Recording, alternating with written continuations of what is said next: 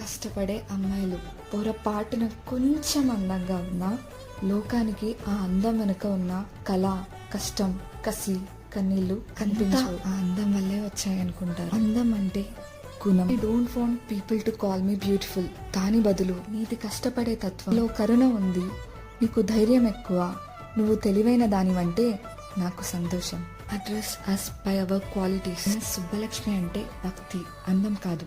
Mother తెరెస్సా అంటే కరుణ, అందం కాదు. సరస్వతి అంటే విద్య, దుర్గా అంటే ధైర్యం, గౌరీ అంటే తపస్సు, లక్ష్మి అంటే శుభం. ఇలా ఏ దేవతనైనా ఆమె క్వాలిటీస్ కోసమే పూజిస్తారు, ఆమె అందం కోసం కాదు. నీ గుణాలే నీ సంతకం అవుతాయి, నీ అందం కాదు. ఆడదాన్ని అందాన్ని దాటి చూసుకోగలగాలి. అలా అందాన్ని దాటి ఆడదానిలో ఒక సముద్రమే కనపడుతుంది.